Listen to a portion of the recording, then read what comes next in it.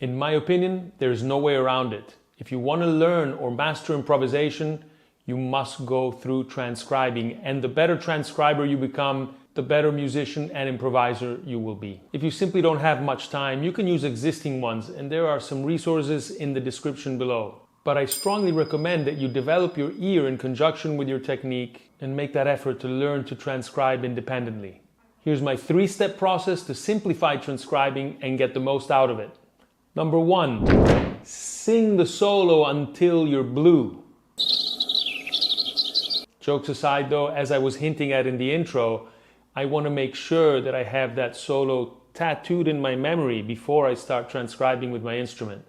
You see, solos are 50% notes or melodic ideas and 50% rhythmical ideas. Having those firmly in your memory before picking out the instrument is going to simplify that whole process tremendously. This is a crucial step that most of my students skip. So make your life easier. Make sure you have the solo memorized before you pick up the instrument and try to decipher it. And it goes without saying, of course, slow down super fast sections that you might not be able to sing in real time, but slow them down to manageable, singable speed, and then gradually speed them up once you learn them and have them under your fingers. Number 2, attack learning the notes in manageable chunks. So once you have the solo or the passages memorized, now you pick up the instrument and you tackle actually finding the notes. And you want to do so by breaking them up into small manageable chunks or sentences. Now, based on where you're coming from in the solo and where you're going, you'll make your hypotheses as to what will be the best fingerings. But always keep an open mind and try that same phrase in various areas depending on where you think the artist is actually playing that phrase. And also adapt it to what feels more comfortable to you. So you might learn a phrase in various different ways or in different areas, and then you can choose.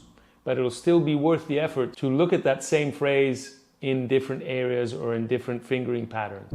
Number 3, put it all together and gradually bring up to speed. This is the same whether it's for the entire solo or for specific brief passages. Now let's put our money where our mouth is. Don't go anywhere. Make sure you stick around till the end. We will be transcribing together a full Django Reinhardt solo. All right, guys, so what are we doing? We're doing What Is This Thing Called Love by Django. Sorry, I'm a messy guy, but I have my order. I know where my stuff is. But I wanted to walk you through this little process of transcribing, right? Now that I have the solo in my ear more after having it sung for a while, okay, so I'm gonna take one little sentence at a time, right? So one little chunk at a time. Right? You can hear that diminished. That's the first one. So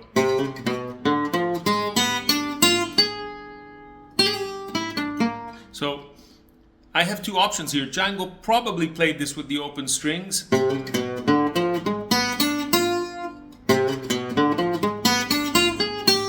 But I also might want to learn this not with the open strings.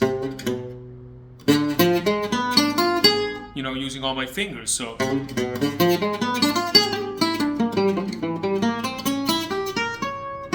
Something like this. So yes, I always try to go through that exercise. How would Django play it? How would I play it? Or can I sort of do both and then choose? So if you play with all your fingers, then it's likely that you would prefer not using the open strings.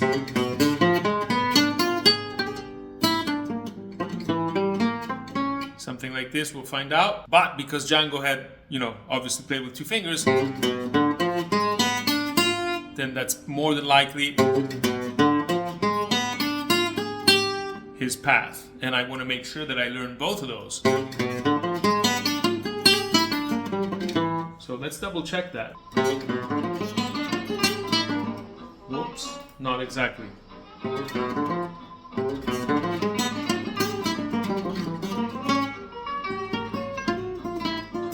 Now, Django, I'm not sure if Django misses a note here. I think he misses a note and probably wanted to play it. So I'm going to learn it as if he was playing every single note. But he actually omits one note here. And again, I don't think he did it on purpose, but in the ascending diminished, right? So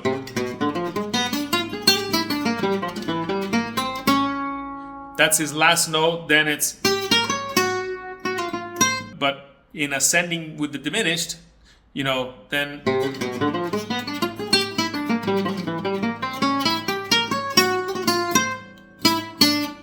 that I think is what he wanted to play. There's only one note that he sort of skips. You can choose to skip it or you can choose to play it. It's a diminished ascending arpeggio, so there's nothing wrong with actually playing that note. But it's nice to hear things and to hear that actually he skips it.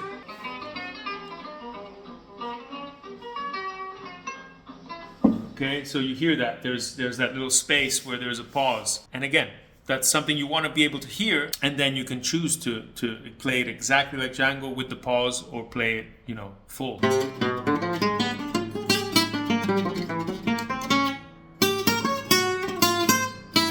Or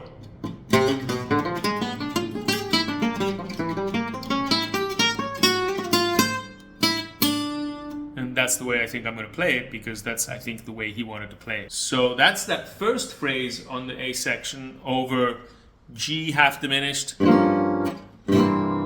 C7, and then F minor, right?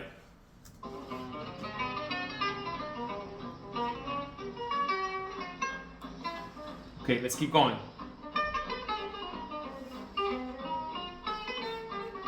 Ooh. Now here I think there's an interesting thing that's happening where, yeah, on that first passage he's picking, but on the second string he won't be picking, as you can hear it. You can really hear it. There's, yeah, so on that G7,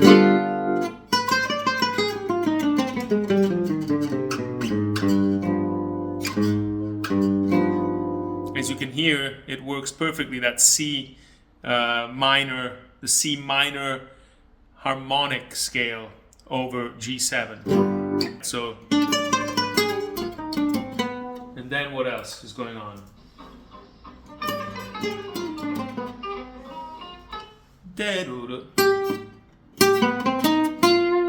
Right?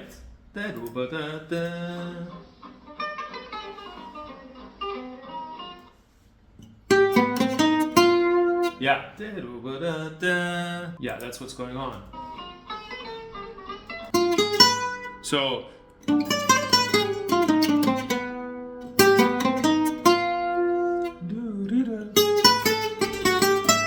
all right, I think that's it. So.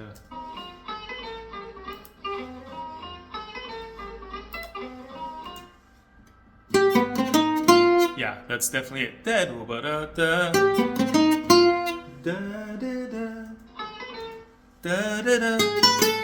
Yeah.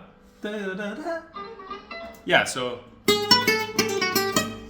the whole phrase.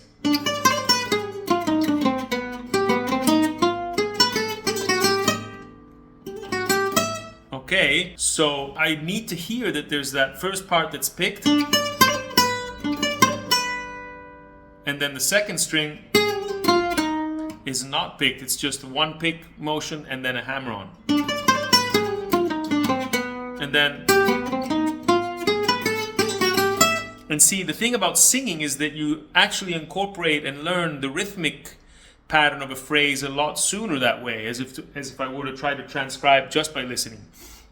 But because I've listened and heard to that phrase a lot and can sing it, now when I hear it,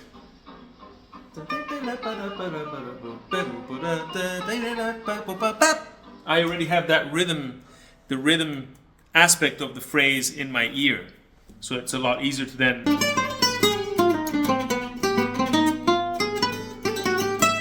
actually play the rhythm, right? So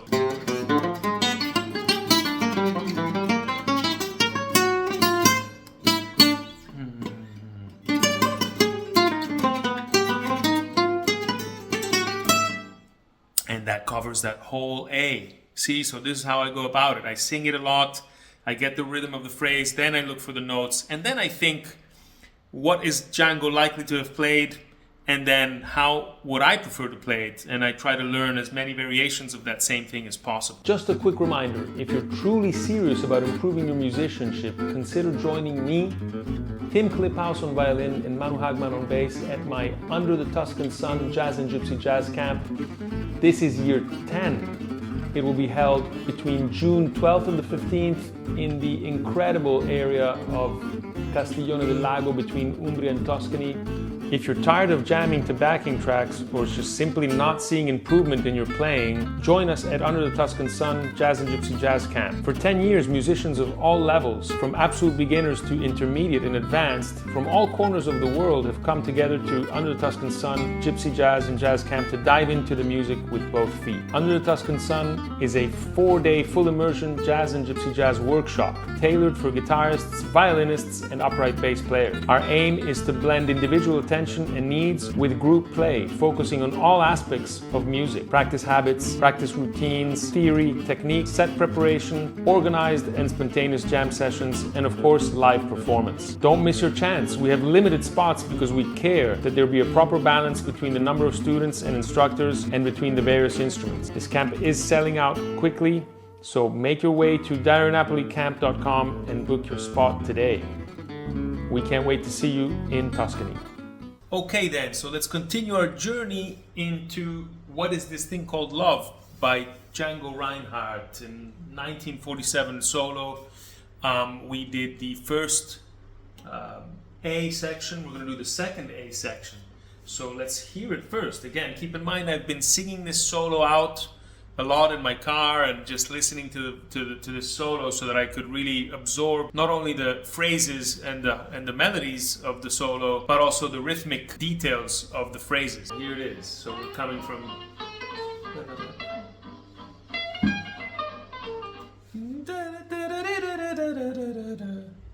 So here it is, right? It seems pretty straightforward. Yeah, and all this is really is because the chord is C7 or C9, Django just plays a straight C major. Just a C major scale over a dominant. That's that first phrase.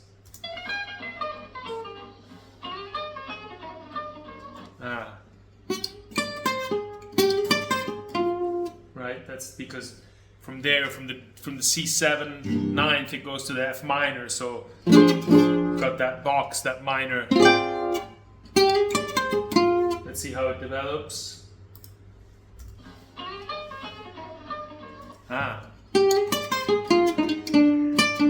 There it is. And you gotta always be careful and be aware of those hammer-ons and the pull-offs, slides, all those little details. And the vibratos, all of which make the actual accents of the music. So,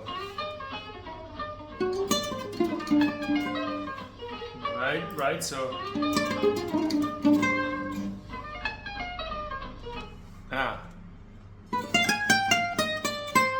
I got that part so far. And this is the typical, basically this would be, if you extend it, you're really looking at it diminished.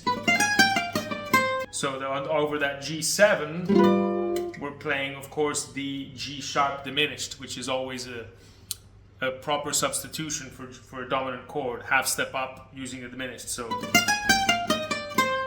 and let's see the rest of the phrase. There's a hammer on there. Something like this, let's see.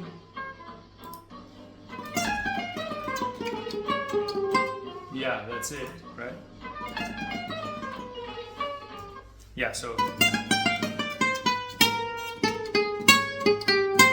I got it until there, so I can hear those intervals. Yeah.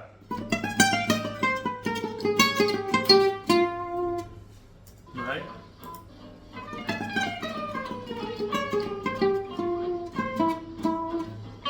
That's the phrase. So it goes through that little chromatic passage.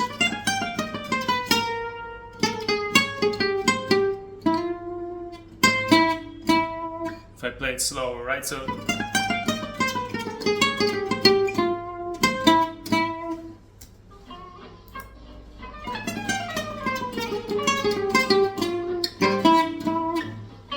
right? So that's happening basically from G7 to C major.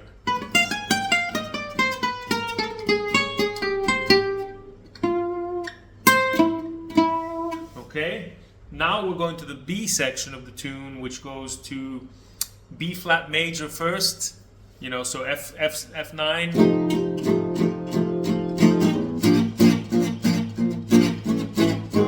and then from the B flat major goes down to the G sharp 7, and then all the way to G7. So let's hear what happens. So there's another slide, and of course that's, I know that box off of that F9. That's probably something to that nature. Let's hear it again. And then a diminished, yeah.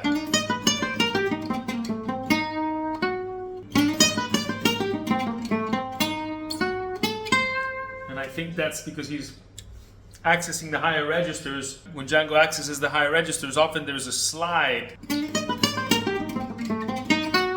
So that part I have. So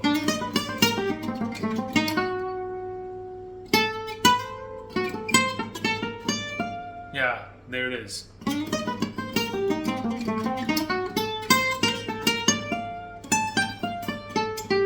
Something like this. Yeah.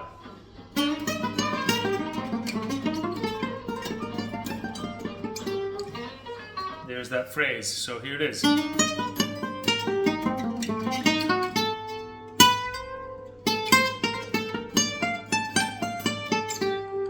So they get F9 to B flat major. But again, that's the way Django would probably finger it. Or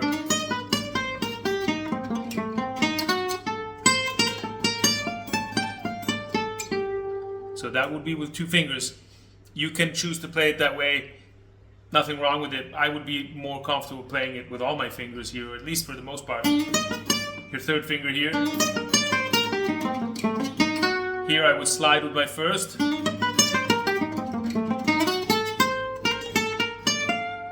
And then access the B flat. The B flat that way. So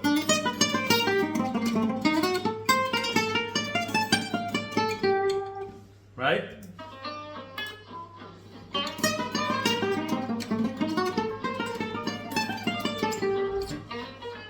Okay, so let's go and see what happens over the G sharp dominant and the G, then the G7 or G dominant.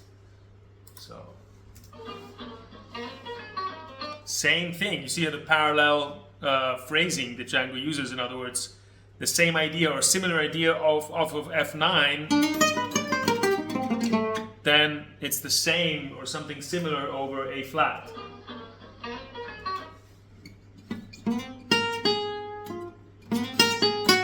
So he's actually just going for that right on that G sharp 7.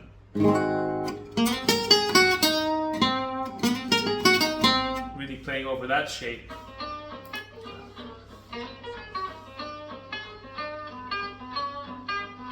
Wow, such an interesting way to use a phrase rhythmically, right? So let's hear it again.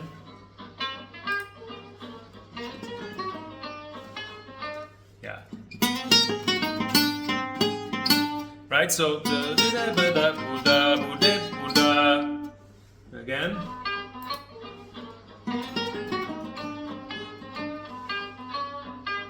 And then he moves a half step back, really the same idea. So, but let's see where it changes.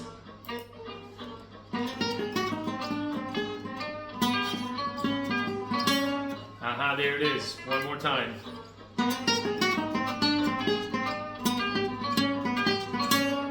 Haha, there it is. So that's a beautiful way to transition from G sharp to G7. So, and keep in mind off of the, he's basically highlighting the chord as if it were an A flat 7 with a flat 5. And then the same thing, the same sort of nature of chord that he wants to highlight right off of the G. So he's basically playing. So.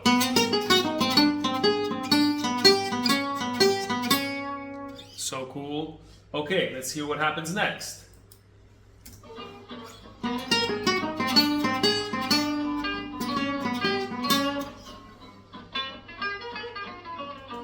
Okay, this is pretty straightforward because again we're going back to that basically G half diminished to C7, or you could just play C7 alone. Sounds like a really not simple but basic. It's basically F minor harmonic over that C7. Let's see where it goes.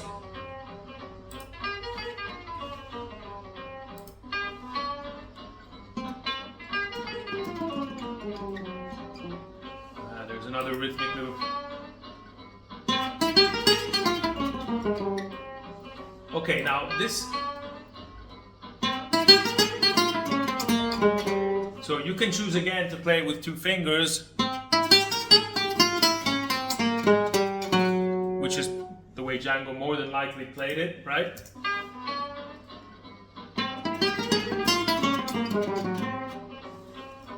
Yeah.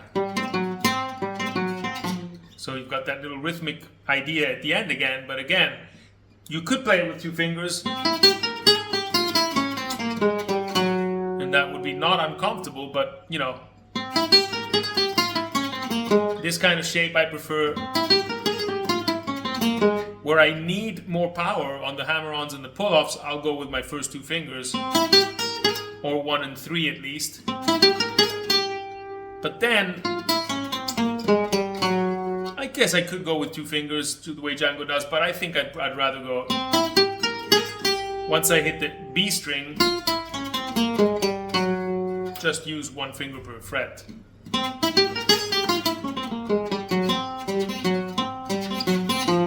And that's the phrase, I think.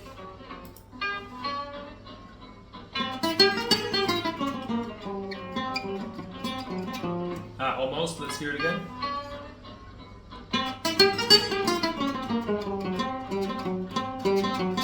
There it is. Okay, so now we're at the very end of the solo, so that's going to be all G7 to C major. That's essentially what's happening, right? So, okay. So this is a very subtle thing that, I mean, just by listening to Django so much, I can predict sometimes a little bit what he's doing, and you can't really hear it so well on the recordings sometimes, but there's that triplet. So, and again, it's most times if you don't listen too carefully, you know, most people will only hear this A flat, but really there's always a sort of a triplet attack to some of these phrases, ghost attack. Okay, so, and why is that? Because, and Django loved this shape, and essentially he's playing over that G7, he's playing as if it were a C sharp 9. So this interval here, essentially, right?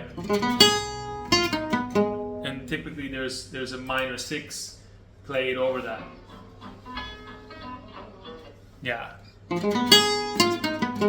Something like this. Let's try again.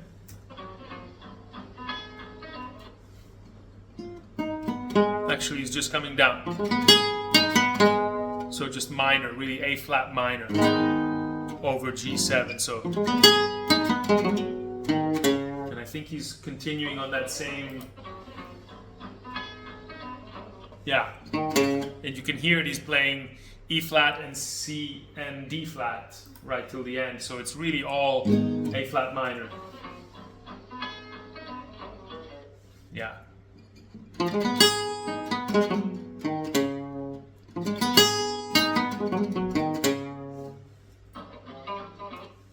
And the very last phrase.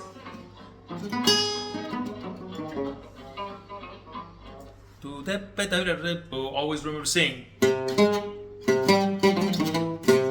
That's the phrase. So if you have it, if you sung it enough and internalized it enough, then it's so much easier, right? So because you can really, by singing it, you'll find it. This is right. So that's, you can hear that. There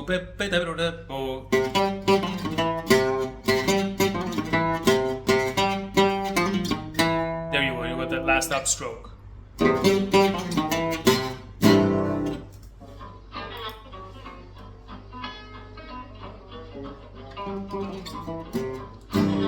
Okay, so that very last phrase.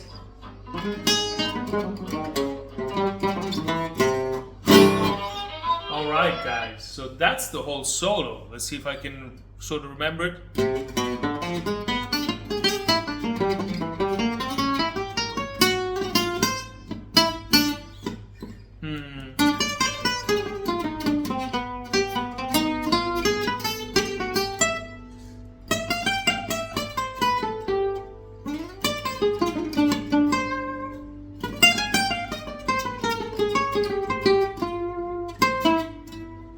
Okay, then B flat.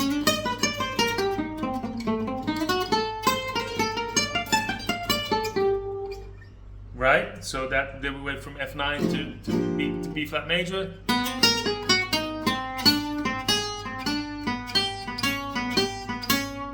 And then that was G sharp to the G7, and then back to this C9.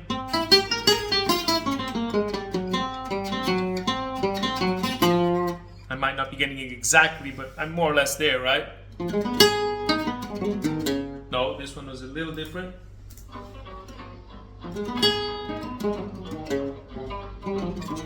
I gotta get that still.